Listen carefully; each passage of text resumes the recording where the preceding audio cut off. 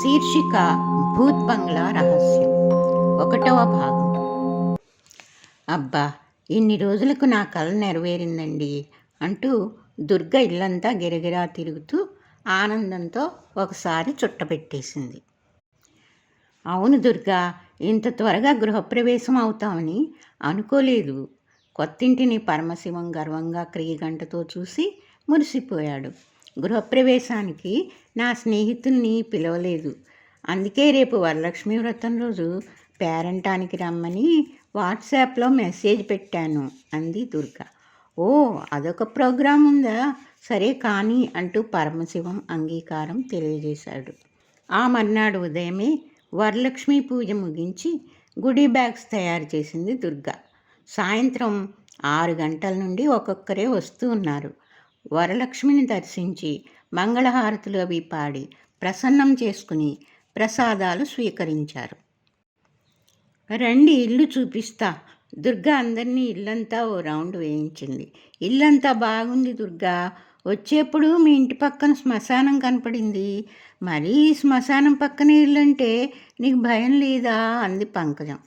ఇంత పెద్ద సిటీలో శ్మశానం పక్క స్థలం దొరికిందా? చౌకగా వచ్చిందేమోలే అంటూ ఆరా తీసింది ఛాయాదేవి సాగు తీసుకుంటూ.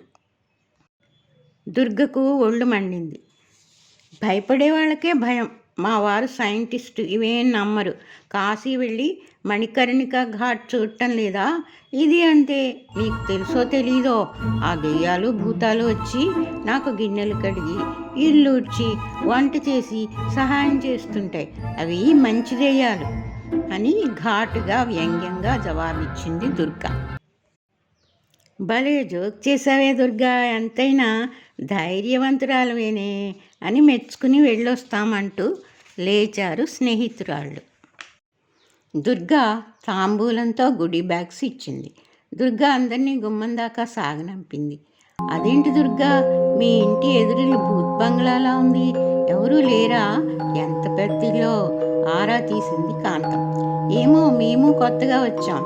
నిదానంగా అన్ని విషయాలు తెలుస్తాయి సమాధానం చెప్పి దుర్గా అందరినీ సాగనంపి తలుపులు మూసింది. మంచి సమాధానం చెప్పావు దుర్గా. పరమశివం భార్య సమయస్ఫూర్తికి ఓ ప్రశంస పడేశాడు. లేకపోతే శుభమా అని ఇల్లు కట్టుకుంటే వాళ్ళ వెటకారం కాకపోతే ఏంటి? అందుకే అలా చెప్పాను. సరే, భోంచేద్దాం రండి అంది. డైనింగ్ టేబుల్ దగ్గర ఇద్దరూ భోజనం ముగించారు. పరమశివం ఏదో ఆఫీస్ పని ఉంది అంటూ పనిలో మునిగిపోయాడు. దుర్గకు మాత్రం ఎదురింటి భూత్ బంగ్లా తలుపుల్లో కదలాడుతోంది. అవును, ఎందుకు ఖాళీగా ఉంది? ఖాళీ ఇంట్లో గాలి ధూళి చేరతాయని బామ్మ అనేది. ఒకవేళ దెయ్యాల కొంప? ఆలోచనలు తెగక దుర్గ అలాగే నిద్రలోకి జారింది.